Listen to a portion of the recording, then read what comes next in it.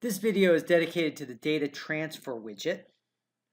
We're going to do a basic overview of the widget and talk about its controls. We're going to then look at uploading data and downloading data. It should all be relatively straightforward. The widget is, I think, pretty simple, pretty well designed.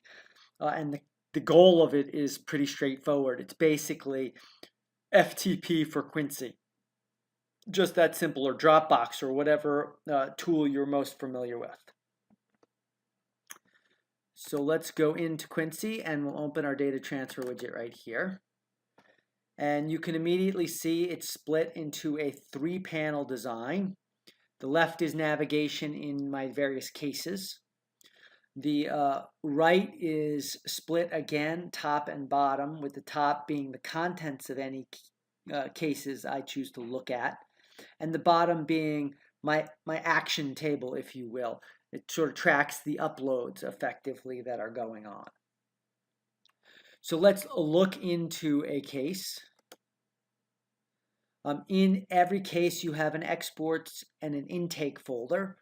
Exports are obviously things you can pull down from Quincy. Intake is obviously your desire to upload something to Quincy. Things that go into exports are, if you generate an export from a case, it should show up here. If you generate a bookmark report, it should show up here. There are a number of different things that get automatically loaded into the exports folder. Let's click on this and see if we have any here.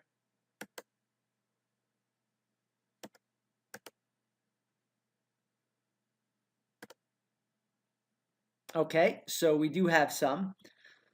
These are from the FTK bookmark report. You can see FTK reports, and there are a good number of them there. And if we wanted to download them, they're as simple as sort of clicking here and then clicking download.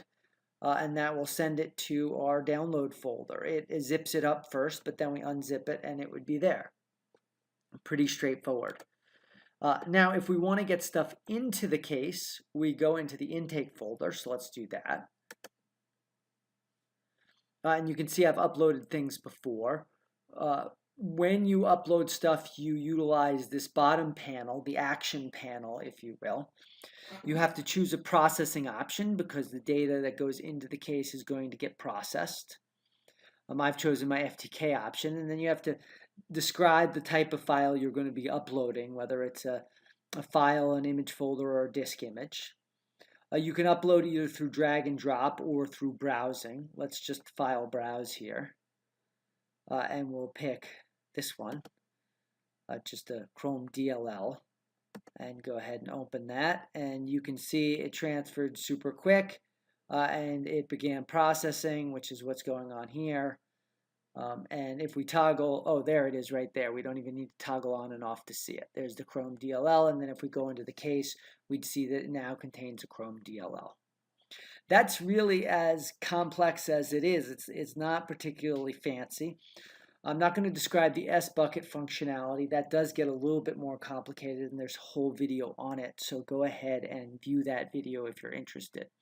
But that's the data transfer widget. Hopefully it is helpful, and you're able to get good value out of it. Thank you very much.